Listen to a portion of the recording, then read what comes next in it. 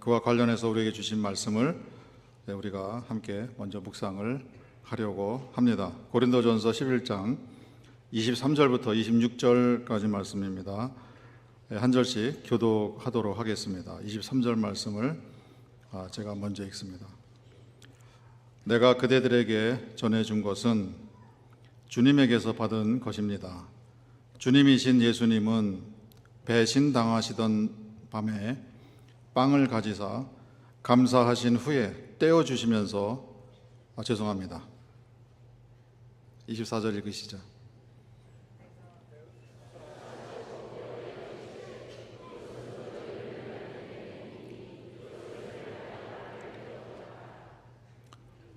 그 개인역으로 다시 드렸는데 개인역으로 좀 올려주시죠.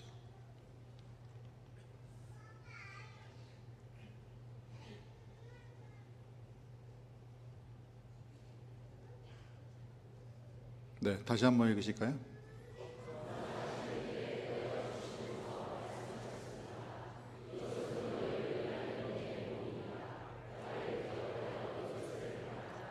네, 25절. 또한 식후에도 그와 같이 잔을 가지시고 말씀하셨습니다.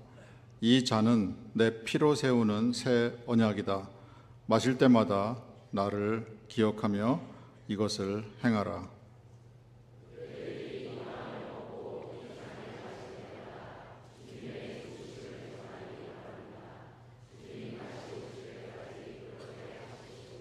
아멘. 나를 기억하라, 이런 제목으로 말씀을 나누려고 합니다. 사도 바울이 고린도전서 11장에서 예수님의 성만찬에 대해서 이런 내용으로 요약을 해줍니다. 이것은 내가 주님에게서 받은 것입니다. 글쎄 어떤 모양으로 주님으로부터 직접 받았는지는 우리가 알 길은 없어요. 그러나 사도 바울의 삶에 예수님을 만나고 또 신비로운 많은 일화들이 있음을 우리가 기억할 때 어떤 모양으로든지 직접 예수님으로부터 이 성만찬에 대한 것을 받으셨을 거예요. 그리고 말씀하기를 주님이신 예수님은 배신당하시던 밤에 빵을 가지고 감사하신 후에 떼어주시면서 하신 말씀이 있습니다. 이전의 성경에는요, 예수님이 잡히시던 밤에 이렇게 돼 있어요. 그러나 그 번역은 정확한 번역은 아닙니다. 물론 내용은 맞죠. 잡히시던 밤이지만은 그러나 성경 본래의 단어는 배신당하시던 밤에 이렇게 돼 있어요. 영어 성경에도요, on the night He was betrayed 이렇게 돼 있어요. 예수님이 배신당하시던 그날 밤에. 근데 이 배신이라는 용어는요, 제자들의 용어가 아닙니다. 나중에 일이 다 끝나고 난 다음에 그들이 깨닫고 나서 우리가 예수님을 배신했구나, 이렇게 그들이 자기들의 잘못을 고백하면서 자기들이 예수님을 배신했다는 그런 용어를 쓴 것이 아닙니다.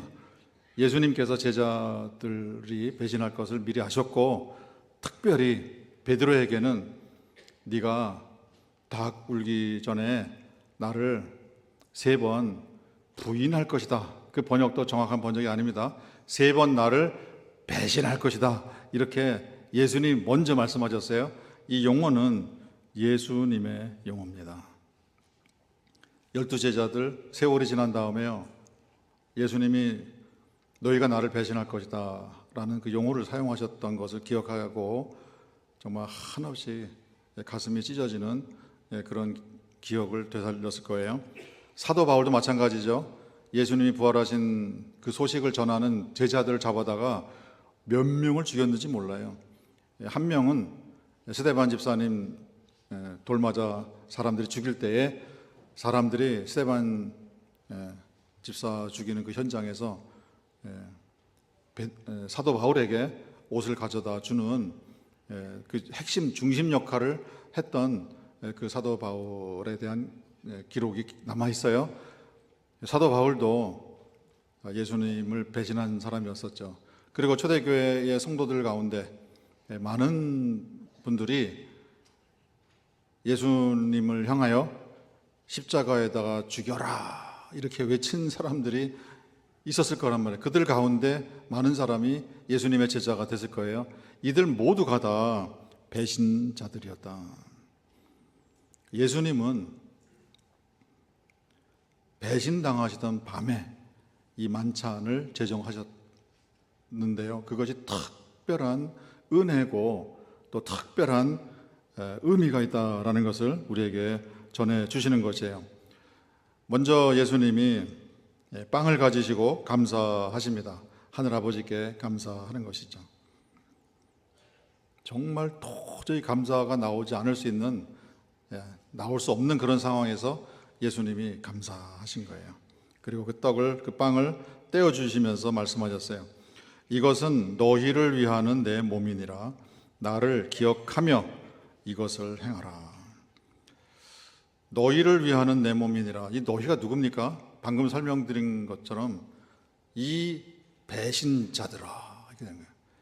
이 배신자들아, 내가 너희를 위해서 내가 죽는다. 아직까지 이 자리에서는요, 배신자들이에요. 그 사실을 강조하기 위해서 사도 바울이 배신당하시던 밤에 이런 일을 행하셨다. 그것을 기록을 해주신 것이에요. 배신자들을 위해서 예수님이 무엇을 합니까? 육체를 제물로 드린다. 이것은 배신자인 너희들을 위해서 주는 내 몸이다. 이것은 예수님의 십자가 죽음을 의미하는 것이고요. 예수님의 고난을 의미하는 것이에요. 배신자들인 너희들을 위해서 내가 이제 고난을 당할 것이다. 그리고 십자가상에서 죽을 것이다. 제가 둘째 날 그가 찔림은 하고 예수님께서 어떤 고난을 당하셨는지를 그 시퀀스를 따라서 일정을 따라서 제가 설명을 드렸는데요. 그것은 사실은 빙산의 일각이었습니다. 그걸 자세하게, 물론 본문만 가지고 설명을 다시 드린다 하더라도 좀 더 자세하게 들어가서 설명을 드리면은 저도 감당 못하고요. 우리 성도님들도 감당을 못하실 거예요. 예를 들면 이런 내용들입니다. 예수님이 십자가를 지셨습니까? 천만의 말씀이에요. 예수님은 그 무거운 십자가를 지실 수 있는 그런 몰골 상태가 아니었습니다. 도저히 안 되니까 구레네 사람 시몬을 대신해서 지고 가게 했는데요. 우리가 성화에 보면 예수님이 그럴듯하게 근사한 모습으로 십자가를 들고 일그러진 표정으로 올라가시는 그 거짓말입니다. 예수님은 십자가를 질 수 있는 그런 몸 상태가 아니었습니다. 그리고 예루살렘에 나와 있는 그 길거리를 메우고 있는 예루살렘의 모든 사람들이 다 통곡했어요. 통곡한 이유는 십자가로 걸어 올라가시기 때문에 통곡했습니까? 그게 아닙니다. 저 인간들이 사람을 어떻게 저렇게 만들어놨어? 그걸 보고 통곡을 한 거예요. 이게 사람 몰골이 말이 아닌 거예요. 그런 그 예수님의 모습, 십자가상에서 엘리 엘리 라마 사박다니, 우리는 제 발음으로 합니다. 그런데요, 예수님은 이빨도 다 나갔을 것이고요, 턱도 다 돌아갔을 것이고, 퉁퉁 부어서 발음이 나옵니까? 입안은 다 터졌을 것이고, 근데 엘리 엘리 라마 사박다니 이 발음이 나오냐고요. 그러니까 옆에 섰던 사람들이 무슨 말 하는 거야? 못 알아듣겠네. 그래서 엘리야를 부르나? 이런 반응이 나온 게 그래서 나온 거예요. 아마 이런 식으로 발음하였을 거예요. 이게 말이 되는 얘기냐고요. 이 고난, 내가 배신자들인 너희를 위해서 내가 이 고난에 들어간다. 그러니까 이것을 행할 때마다 이 고난을 당한 나를 기억하면서 이것을 행하라. 그 말씀이에요. 그리고 그 다음에 식후에도 식사를 다 마친 다음에 그와 같이 잔을 가지시고 말씀하셨어요. 이 잔은 내 피로 세우는 새 언약이다. 마실 때마다 나를 기억하며 이것을 행하라. 글쎄요, 피로 세우는 새 언약, 혈 썼습니까? 예? 손가락에 바늘을 툭 찔러가지고 피나는 이걸로 무슨 언약에 사인하고 그런 겁니까? 그게 아니에요. 예수님의 죽음을 말하는 거예요. 새 언약을 말씀하시는 것은 옛 언약이 있다는 거 아니겠어요? 그 옛 언약에 대한 내용이 예레미야서의 31장에 이렇게 기록되어 있습니다. 여호와의 말씀입니다.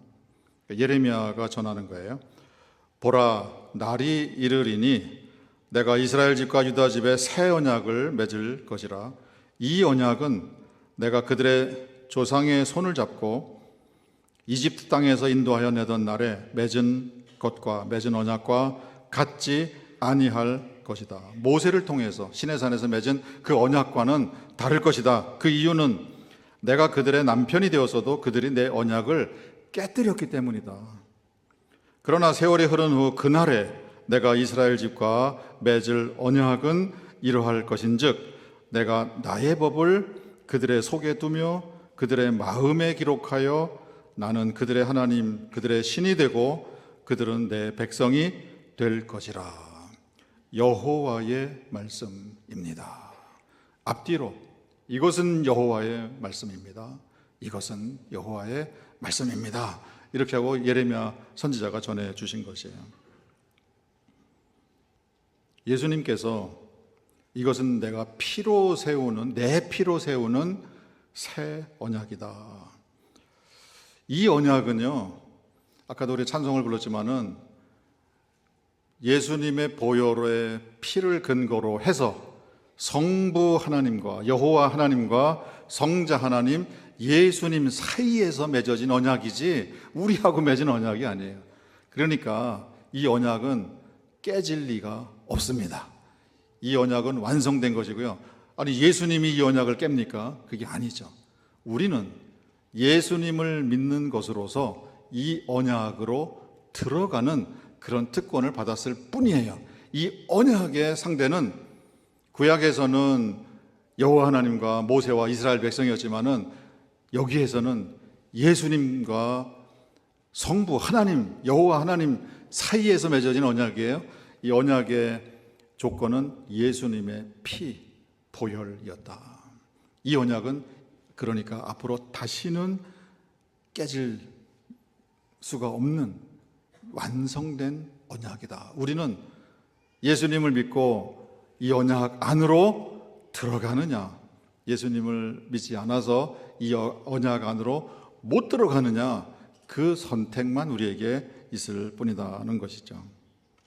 예수님을 믿으면 하늘아버지의 자녀가 되고 여호와께서, 창조주 여호와께서 저와 우리 성도님들의 하나님, 저와 우리 성도님들의 신이 되어 주시는 그런 약속의 말씀이 우리의 현실이 됩니다.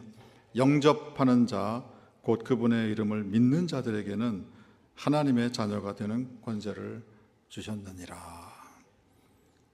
예수님과 여호와 하나님, 우리 아버지 사이에 맺으신 그 언약에 우리가 믿음으로 들어가는 이 귀한 특권이 우리에게 주어졌어요.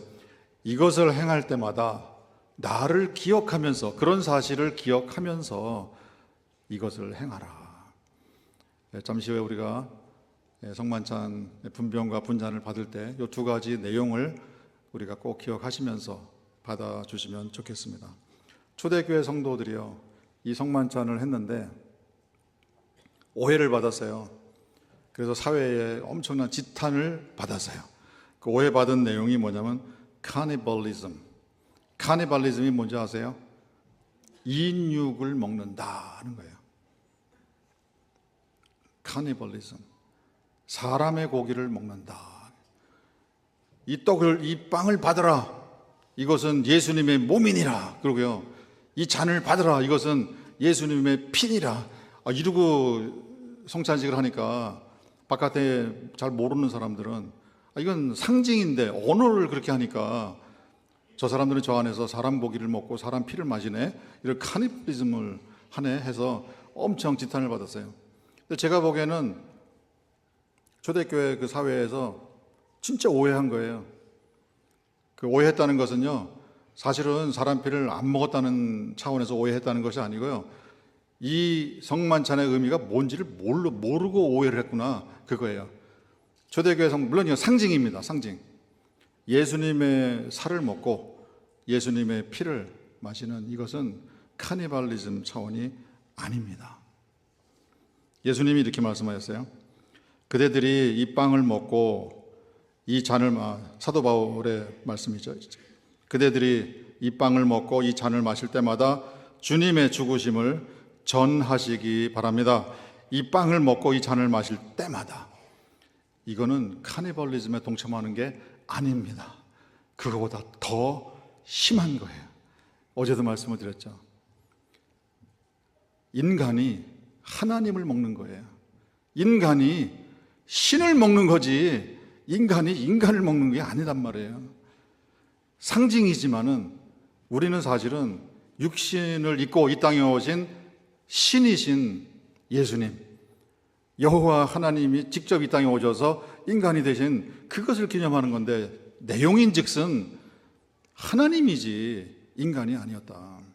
그러면은 하나님의 살과 하나님의 피를 인간이 하나님을 먹는 그런 상징에 우리가 참여하는 것이다. 그것을 알게 된다면은 이거는 살떨리는 거예요. 살떨리는 거예요. 그러니까 자기를 살피고 여기에 동참할지니라, 그런 말씀을 주는 거예요. 거기에 동참한 사람은 죽을 때까지 예수님의 죽으심에 담겨 있는 그 의미를 전하겠습니다 하는 그 각오를 다시 새롭게 하면서 이 성만찬에 동참을 하는 것이다.